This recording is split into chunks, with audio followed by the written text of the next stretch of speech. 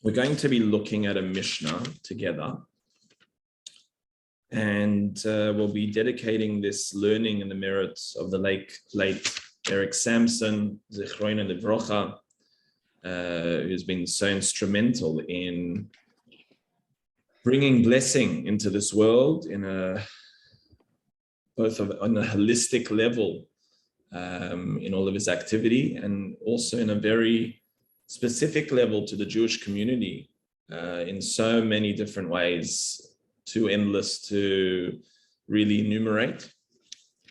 So we'll be dedicating learning his merit. What we'll be looking at is the Mishnah, which we've studied previously in Pirkei Avot. So the Mishnah is in the first chapter, and it's the 8th Mishnah.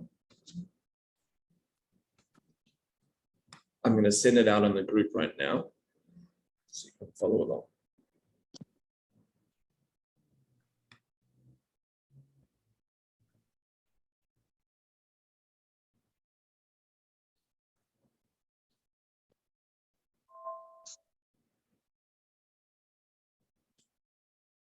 Okay, let's read through this Mishnah. The Mishnah seems very, very strange and very irrelevant, and those are usually the best Mishnahs. Not to say that there isn't a framework of every single Mishnah being the best Mishnah, but often when you look at these Mishnayos and you see, wow, it's not really talking to me, you think, well, what's the relevance? I'm going to reveal to you together through our learning how relevant this Mishnah actually is. So it says, Yehuda ben Tabai, Shimon ben Shatach, Kiblu Mehen. What did they teach? Yehuda ben Tabai, Oimer. Yehuda ben Tabai said the following. Are you ready for this? Al tas atzmecha ka'orchei hadayanim. Don't make yourself like the orchei hadayanim, which means the following. What an orech din is a lawyer. Okay? So if there are any lawyers online now, please leave. Okay? Joking. So what I'm staying. Staying. Thank you, Judith. We won't judge you. Just the Mishnah will judge you. So the Mishnah says, if you are serving as a judge, so you'll see in the English, and this is what the Mefarshim, the explanations bring down. When serving as a judge in a court case, do not act like one of the lawyers. Okay, we'll have to try and understand what that means. Okay, al tas atzmecha ka'orchei hadayanim. Now, straight off the bat of the Mishnah, there seems to be such a significant irrelevance, because we have to understand that this Mishnah, as every single Mishnah, and in fact, every single aspect of Torah, is there to shift and shape our experience of life and bring our awareness of spirituality and connectivity to Hashem. So when we read this Mishnah, there's a simple outrage to say, well, one second, I'm not a judge. I'm not planning on being in court, hopefully. So why should I learn about the fact that I should not be a lawyer if I was a judge? And what does that even mean? What does it mean that you shouldn't be a lawyer if you're a judge? Okay, so let's get the juices flowing in the soul, in the heart, and in the mind. What does it mean? Now let's see. Furthermore, second point. When the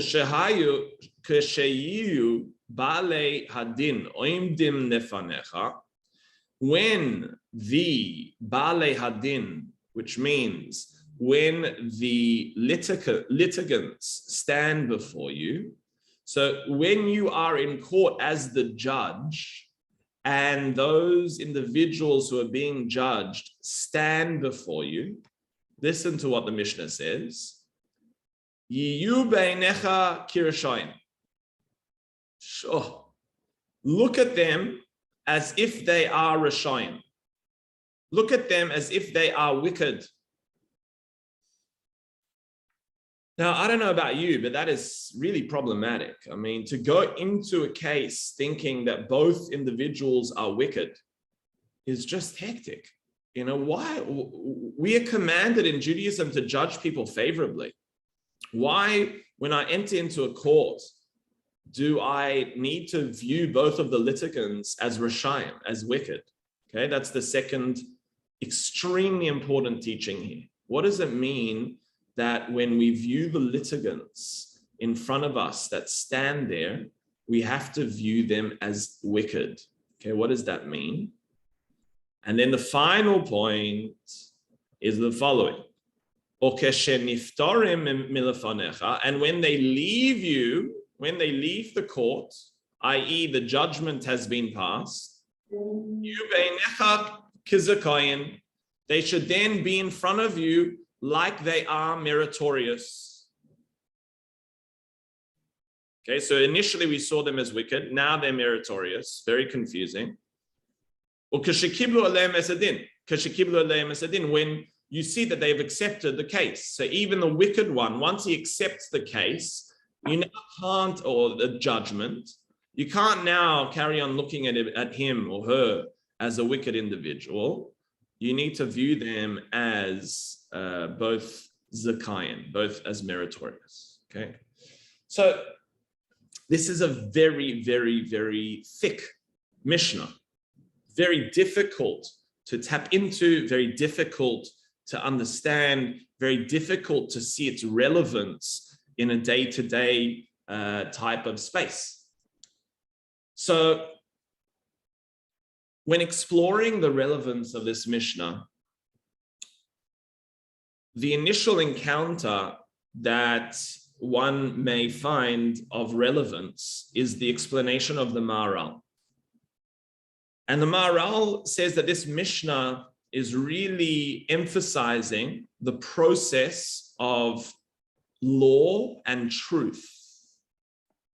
And he explains that one of the most fundamental factors in terms of our growth as human beings and growth as spiritual beings is the drive to define truth, the ability to remove that which is false in life and define truth.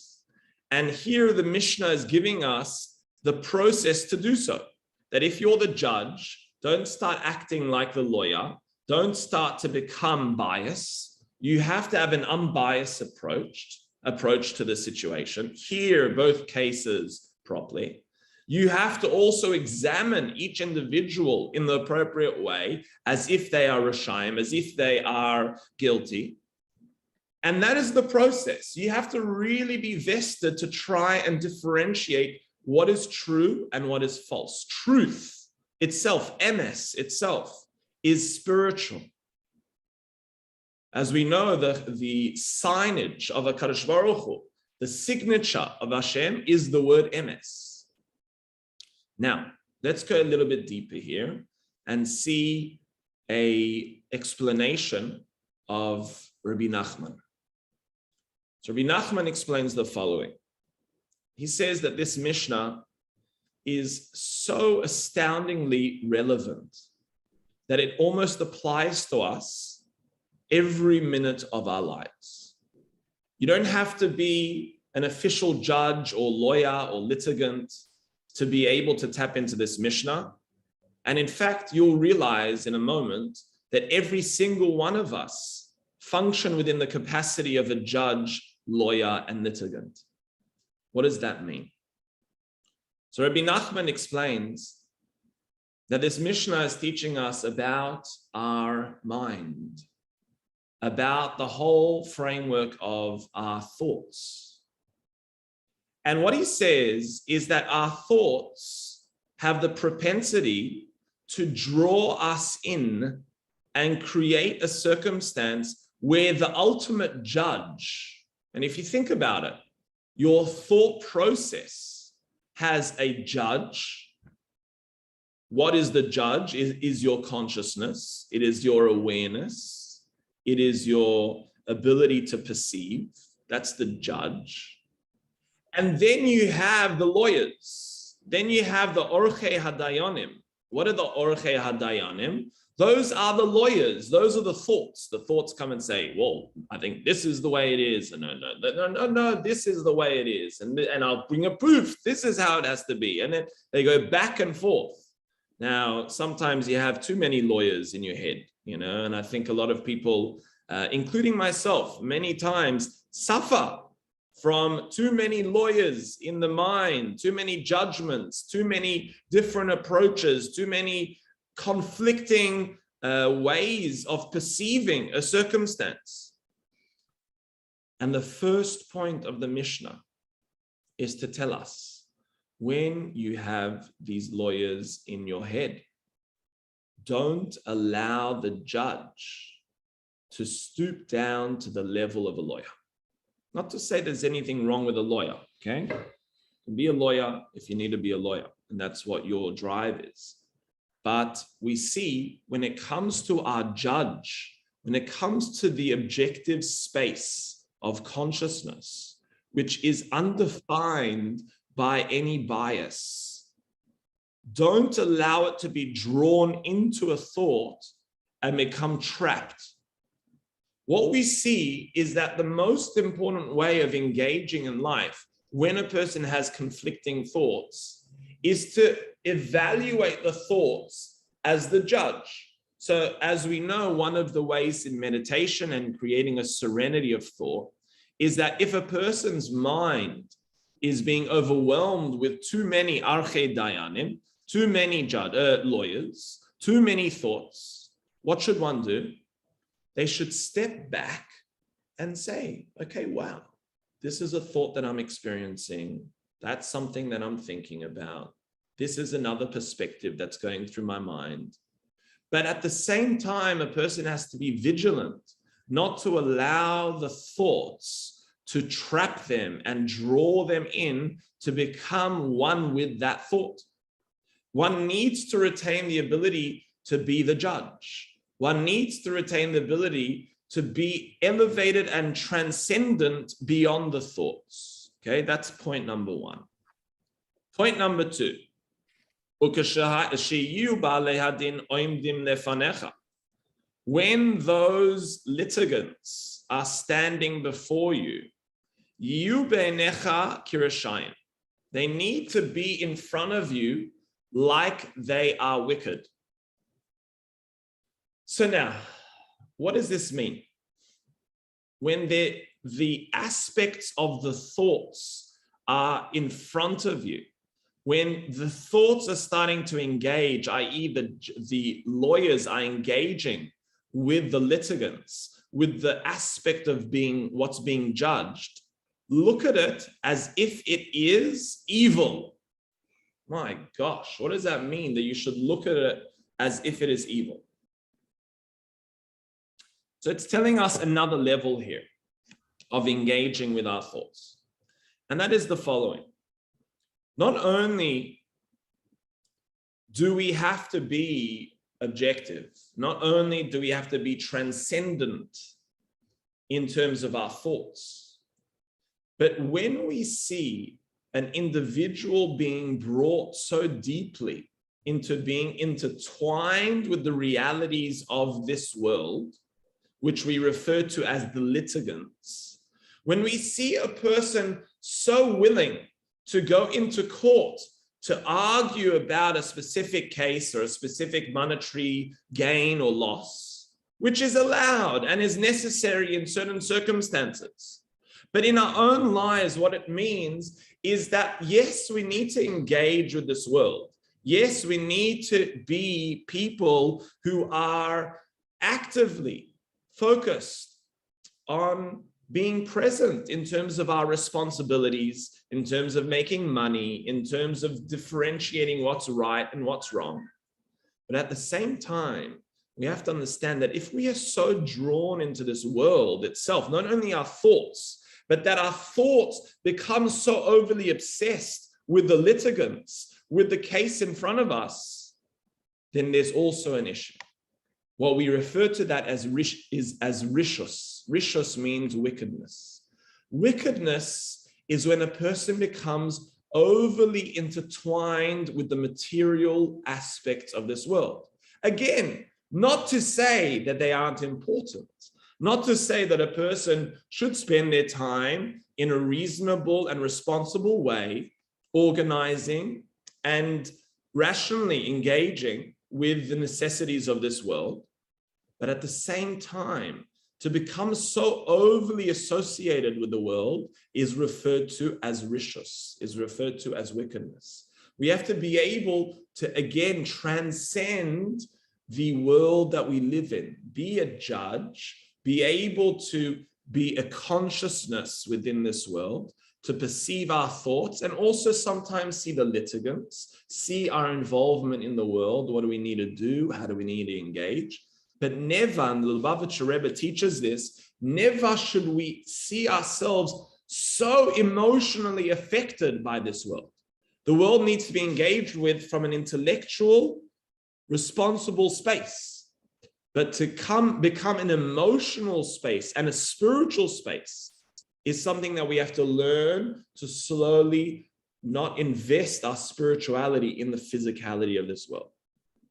The final aspect of this Mishnah is to teach us when the litigants leave the court, when they accept the judgment, then they should be viewed as meritorious.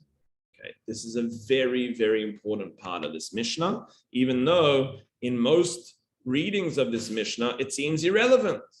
On a very, very superficial level of understanding, what this is telling us is to judge them favorably. Don't carry on judging them in a negative space. People make mistakes. Once they accept their mistake, move forward. And this is telling us something else.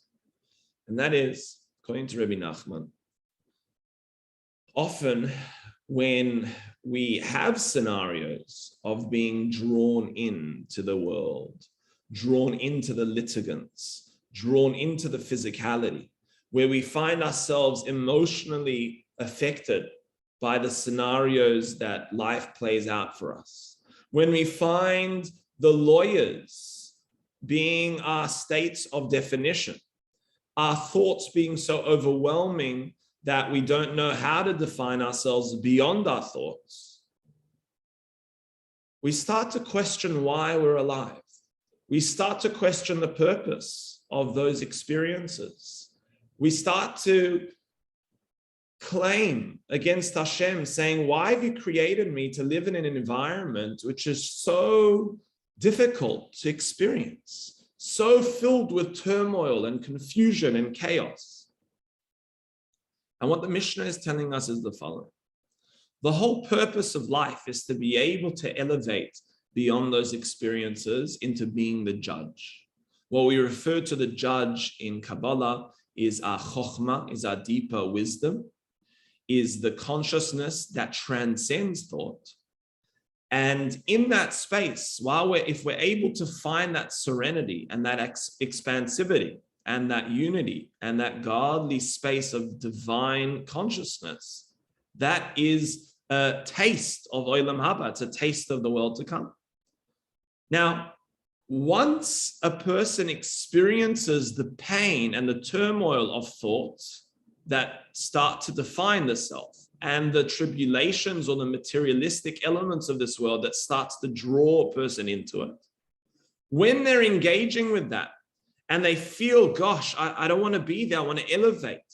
He says, once you accept the judgment, which means number one, you accept the reality of this world, and that is to transcend, and that is to elevate, and that is to see and perceive and say, okay, I'm being drawn in emotionally, I'm being drawn in intellectually, I'm being absorbed in this realm, which I don't want to be constricted by anymore.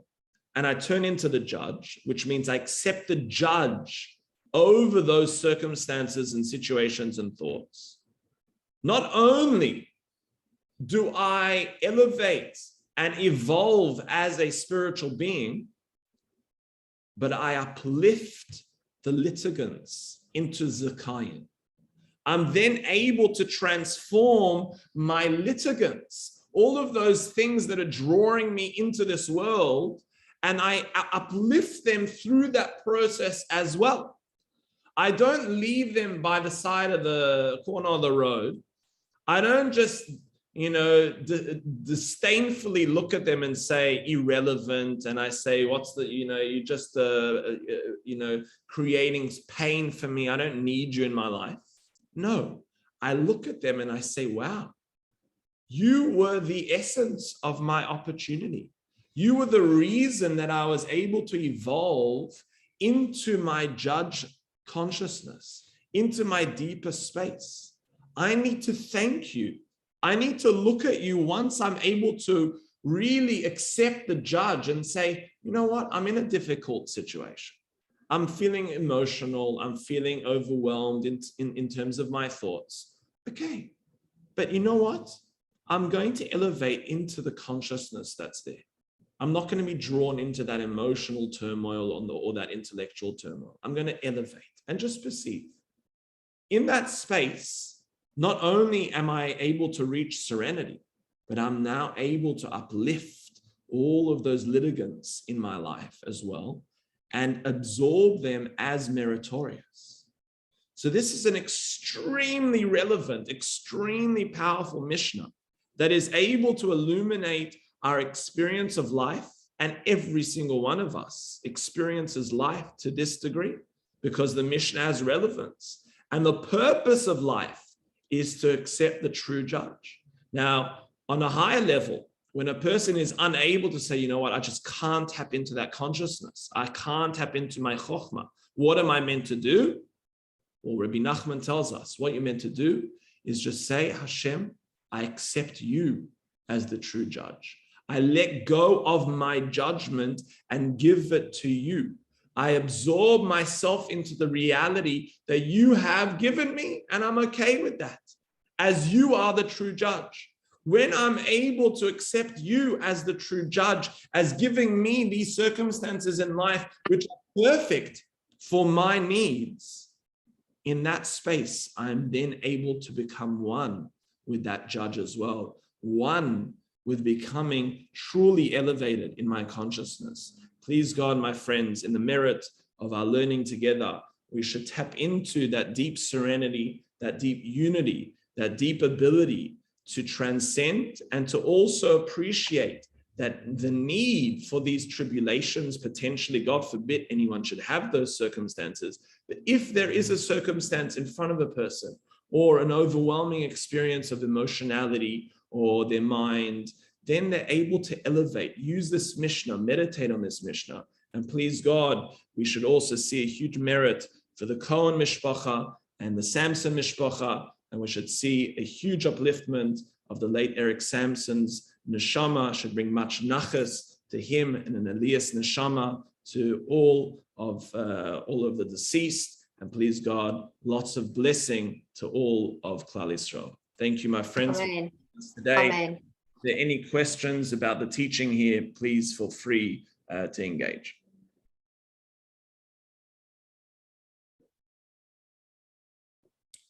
All right, my friends, it should be with much bracha.